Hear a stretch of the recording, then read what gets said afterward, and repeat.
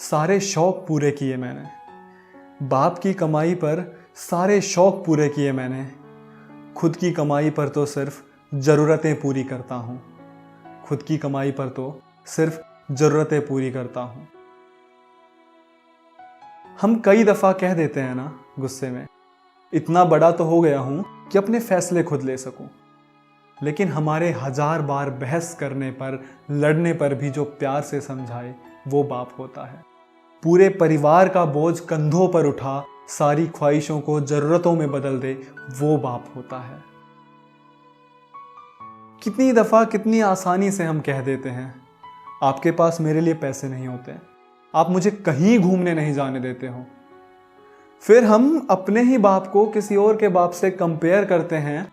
ठीक है, वो भी नंबरों के लिए कभी कभी हमें शर्मा जी के लड़के से कंपेयर करते हैं, लेकिन वो बताता नहीं है कि हमें प्यार कितना बेशुमार करता है। वो बताता नहीं है कि हमें प्यार कितना बेशुमार करता है। कभी सोचना, जब तनख्वाह खत्म हो जाए तो कैसे महीने के आखिरी में घर के हर चीज का वो हिसाब रखता है। माँ भले ही कंजूसी कर दे, पर जो प्राइस टैग की तरफ ना देख चीजें दिलाए वो ही बाप होता है। एक दफा का किस्सा बताता हूं कि एक दफा घर पर शराब पी कर आया था और उसने माँ से छुपा मुझे अकेले में समझाया था। सारी चीजें जरूरी नहीं कि सिर्फ माँ ही छुपाती है, कुछ गहरे राज तो तुम्हारे छुपाए वो बाप होता है। कोई किसान अपनी जमीन बेचकर पढ़ाए तो कोई गरीब सामने हाथ फैलाकर खिलाए। कोई सरहद पर अपने परिवार की तस्वीरें देख वक्त बिताए तो कोई विदेश में सेटल्ड अपने बच्चों के साथ फोन पर ही बतलाए।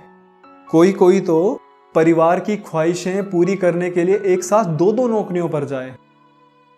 अपना सब कुछ भुलाकर जो हर मुसीबत में आगे खड़ा रहे वो बाप होता है। एक फर्श पर पड़े परिवार को अपनी मेहनत से उसने अर्श पर पहुंचा दिया। हर शौक पूरा करने पर भी औलाद बोली, आपने हमारे लिए क्या किया। कद्र करो उसकी जो तुम्हारे हर निवाले के लिए अपना खून पसीना एक करता है। जितना जिंदगी में एक बाप करता है उतना शायद ही कोई करता है। याद है जब हम छोटे थे और पापा ऑफिस से आते थे, थके होते थे, फिर भी हमारे साथ बैठते थे, बातें करते थे और खेलते थे। और आज हम ऑफिस कॉलेज से आने पर फोन में लग जाते हैं। बड़े थोड़े ज्यादा हो गए हैं, बर्थडे और एनिवर्सरी बस दोस्तों के साथ मनाते हैं। माफ करिएगा, कई औलादें तो अपने बाप को अपने दोस्तों से मिलवाने में शर्माते हैं। माफ करिएगा, कई औलादें तो अपने बाप को अपने दोस्तों से मिलवाने में शर्माती हैं। वो क्या है ना, मेहनत कर करके बाल थोड़े उड़ से गए हैं। मेहनत करते करते बाल थोड़े उड़ से गए हैं, चमड़ी थोड़ी सिकुड़ सी गई है। खैर वो निकल जाता है सुबह कमाने और लौट कर आता है शाम में। जब तक खुद पर ना आए बाप की मेहनत को औलाद कहाँ समझती है। अभी कुछ लाइनें हैं मेरी किताब की, तो मैं ये पढ़ना चाहूँगा कि वो ऐशो आराम की ज़िंदगी त्याग चुका है मेरी खुशी के लिए। अगर उम्र भर उस बाप का कर्जदार हो जाऊं तो क्या बात है। ब्याह में सब फोटोज और सेल्फीज में व्यस्त हो गए। कोई तस्वीर बाप की खुशी में छुपे दर्द को दर्शाए तो क्या बात है।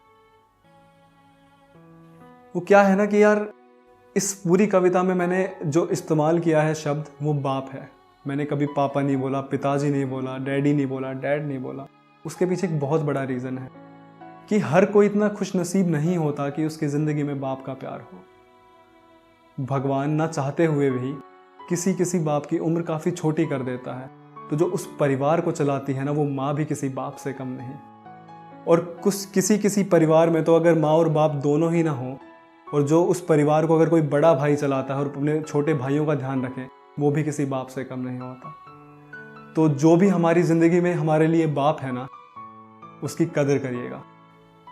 धन्यवाद।